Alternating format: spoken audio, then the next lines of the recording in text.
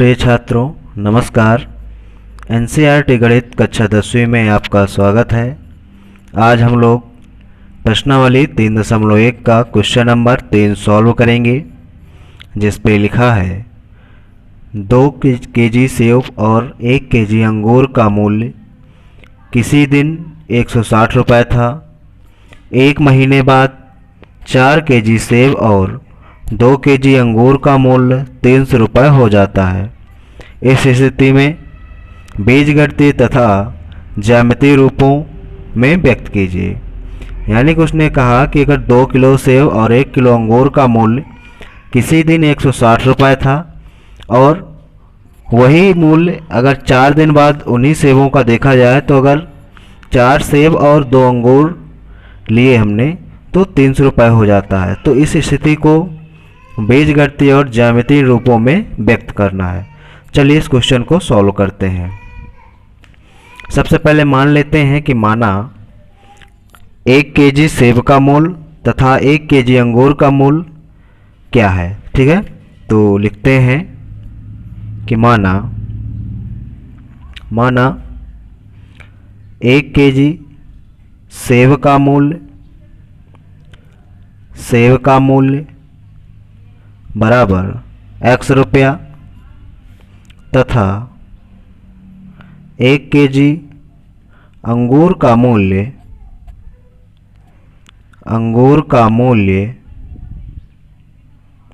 बराबर y रुपया है।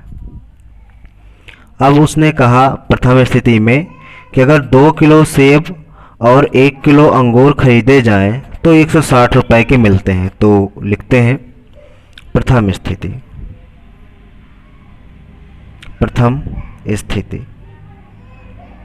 उसने कहा क्या कि अगर 2 किलो सेब हो जाए, यानी कि अगर 1 किलो सेब x रुपये का है तो 2 किलो सेब आपके 2 x रुपये के मिलेंगे। तो लिखेंगे 2 केजी सेब का मूल्य बराबर 2x हो जाएगा, 2x रुपया। और अगर 1 केजी सेब का 1 केजी अंगूर का मूल्य y रुपया है तो उसने 1 ही किलो का पूछा है, तो 1 किलो सेब का मूल्य बराबर y रुपया। तो उसने फिर बात क्या कही कि अगर इन दोनों के मूल्यों को जोड़ दिया जाए तो वह हमें 160 रुपये के मिलते हैं और यही हमारा समीकरण नंबर 1 हो गया। ठीक है, अब उसने दूसरी स्थिति में कहा कि 1 महीने बाद, उसने कहा क्या कि 1 महीने बाद 4 केजी सेब और 2 केजी अंगूर का मूल्य 300 रुपये हो जाता है। तो चलिए दूसरी स्थिति में देखते हैं। दूसरी स्थिति में उसने क्या कहा, उसने कहा कि 1 महीने बाद 4 किलो सेब, यानी कि अब 4 केजी सेब का मूल्य ज्ञात करना है। तो 4 केजी सेब का मूल्य बराबर 4x हो जाएगा, क्योंकि 1 किलो का मूल्य x रुपया है तो 4 किलो का 4x रुपये हो जाएगा। इसके बाद उसने 2 किलो अंगूर का कहा है तो 2 किलो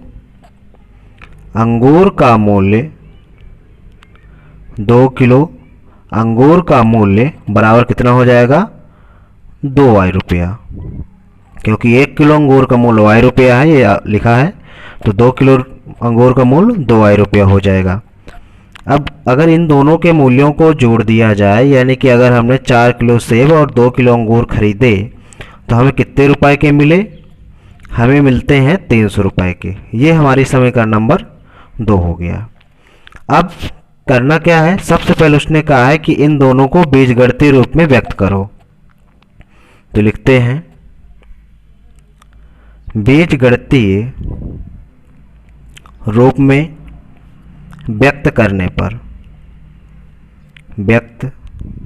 पर इसको हमने बीजगणितीय रूप में व्यक्त किया। तो ध्यान दें, समीकरण 1 को पहले व्यक्त कर रहे हैं। तो 2x प्लस वाई, ये माइनस 160, ये 160 बराबर को साइड है, इसको इस साइड ले आएंगे तो माइनस का हो जाएगा, बराबर उस साइड कुछ नहीं बचा तो 0। और दूसरा समीकरण जो है ये इसका निकालेंगे तो 4x प्लस 2y बराबर 300। अगर आप इसको काटना चाहें तो 2 से काट कर लिख सकते हैं 2x प्लस वाई और ये 2 से कटेगा तो 150 बचेगा और 150 इस साइड आ जाएगा तो माइनस का 150 बराबर 0। यही जो दो समीकरण है यही आपके बीजगणितीय रूप में व्यक्त हो गए। अब उसने आगे कंडीशन क्या रख दी कि इनको आप ज्यामितीय रूपों में भी व्यक्त कीजिए। तो चलिए अब इनको ज्यामितीय रूपों में व्यक्त करते हैं।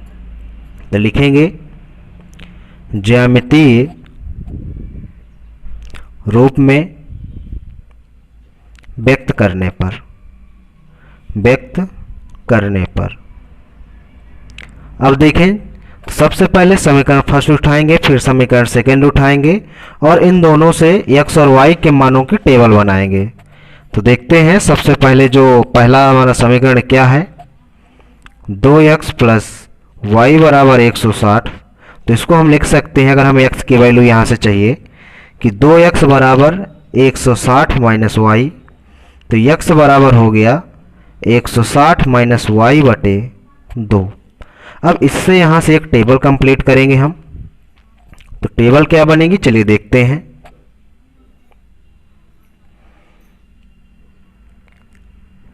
आपको पता है कि पिछली क्लास में हमने बताया है कि समथिंग x और y के तीन मान निकाल लिए जाते हैं। 3 मान ज्यामितीय रूप में व्यक्त करने के लिए पर्याप्त होते हैं। तो चलिए देखते हैं। अगर ध्यान दें, अगर हम यहाँ पर इस y का मान अगर हम यहाँ पर 10 रख दें, कितना रख दें 10 अगर रख दें, तो जब y का मान 10 रखेंगे तो 160 में जब 10 घटेगा तो 150 हो जाएगा और 150 में जब हम 2 का भाग देंगे तो कितना आएगा 75 आएगा। इसी प्रकार जब अब y का मान अगर हम 20 रख दें यहाँ पर, तो जब हमने 20 रखा तो ये बना 140 और जब 2 का भाग देंगे तो आएगा 70। इसी प्रकार आगे भी वैल्यू हम बढ़ा सकते हैं, 40 रख देंगे तो बनेगा 120 और 120 में जब 2 का भाग देंगे तो आएगा 60। या यहाँ पर भी कोई अच्छी वैल्यू रख देंगे ताकि ये पॉइंट इस तरफ 75 ना आए, यानी कि 0 0 आ जाए, तो कोई दिक्कत नहीं, ऐसे भी आप प्रदर्शित कर सकते हैं। अब दूसरे समीकरण से देखते हैं। समीकरण 2 से लिख देंगे यहाँ पर, समीकरण 2 से। समीकरण 2 क्या था आपका, 4x प्लस 2y बराबर 300, या आप इसी को आपने लिखा था 2x प्लस वाई बराबर 150। लिख दीजिए 2x प्लस वाई बराबर 150। तो आप इसको लिख सकते हैं कि 2x बराबर 150 माइनस वाई। तो यहाँ से जब x का मान निकलेगा तो 150 माइनस वाई बटे 2 हो जाएगा। अब इसको क्या करना है, इसकी आप टेबल बनाएंगे। तो चलिए टेबल देखते हैं इसकी। इसमें भी 3 खाने बना लीजिए। ये x का हो गया, ये y का हो गया। अब y का इसमें क्या मान रखें कि जब जैसे 2 का भाग दे तो एक सिंपल सा मान हमें प्राप्त हो। तो y का मान देखिए, यहाँ पर अगर हम 10 रख दें तो बचेगा 140 और 140 में जब 2 का भाग देंगे तो आएगा 70। इसी प्रकार अगर हम यहाँ पर अब 30 रख दें तो जैसे ही 30 रखेंगे तो ये बनेगा कितना 120 और 120 में 2 का भाग देंगे तो आएगा 60। इसी प्रकार अगर हम यहाँ पर अब 60 रख के एक बार चेक कर लें, जैसे ही 60 रखेंगे तो बनेगा कितना 90 आएगा और 90 में 2 का भाग देंगे तो और छोटा वैल्यू रख सकते हैं, तो 50 रख दीजिए आप, सरल हो जाएगा। 50 रखेंगे तो 100 आएगा, 100 का भाग देंगे तो और 50 आ जाएगा। ठीक, ये आपकी दोनों टेबल ही बन गई। अब इनसे क्या करना है, आपको ज्यामितीय रूप में व्यक्त करना है। ज्यामितीय रूप का मतलब होता है ग्राफीय रूप में, हमने आपको पिछली कक्षा में ये समझाया ही था। चलिए देख लेते हैं। अब 2 सवाल हो चुके हैं तो आपको पता ही होगा, ये आपका मूल बिंदु कहलाता है। मूल बिंदु जिसके जो निर्देशांक होते हैं वो 0,0 होते हैं। आप पैमाना यहाँ पर लिख सकते हैं कि पैमाना क्या होगा, एक छोटा खाना बराबर किसके 10 बड़े खाने के, सॉरी एक बड़ा खाना बराबर 10 छोटे खाने के। ऐसे लिखिए आप, एक बड़ा खाना बराबर 10 छोटे खाने, 10 छोटे खाने। ठीक, तो कितने हम समथिंग बना ले, 7 बना ले तो हो जाएंगे। तो 1 2 3 4 5 6 7 ये हमारा हो गया। ये क्या कहलाता है आपका y एक्सिस, सॉरी y। इसमें भी 7, 1 2 3 4 5 6 7, 1 2 3 4 5 6 7, और इसमें भी आप बना लीजिए 7। इनको आप डिनोट कर सकते हैं कि ये y डैश है, ये x डैश है, और ये आपका x है। ठीक, बस वैल्यू पुट कर देनी है और आंसर आपका आ गया।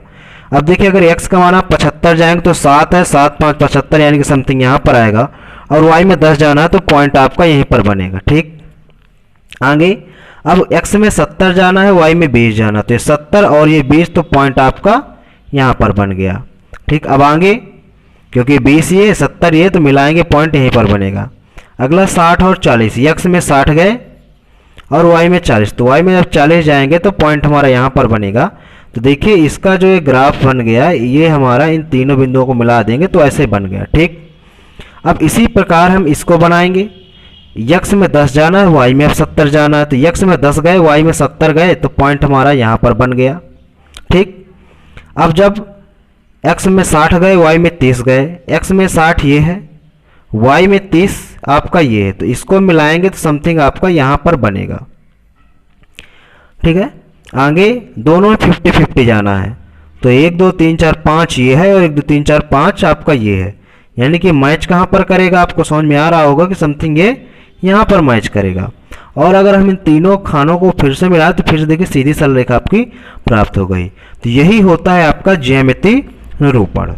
तो दोस्तों मैं आशा करता हूँ कि ये क्वेश्चन आपको समझ में आया होगा, और अगर कहीं पर भी इस क्वेश्चन में दिक्कत है तो आप कमेंट बॉक्स में कमेंट करें कि आपको क्वेश्चन कहाँ पर समझ में नहीं आया है। तो और यदि अभी तक आपने हमारे YouTube channel Devendra official Atarra को सब्सक्राइब ना किया हो तो सब्सक्राइब कर लें, ताकि आगे आने वाली इसी प्रकार की वीडियो आपको सबसे पहले और टाइम पर मिल सके। और एक बात का विशेष ध्यान रखें, ये अपने दोस्तों तक जरूर शेयर कर दें ताकि सभी लोग इस मैथ का यूज या मैथ का लाभ उठा सकें। चलिए अब हम अगली एक्सरसाइज की ओर प्रस्थान करते हैं। तो अगला जो एक्सरसाइज हो अगली वीडियो पर आपको मिलेगी। तो इस वीडियो को देखने के लिए धन्यवाद।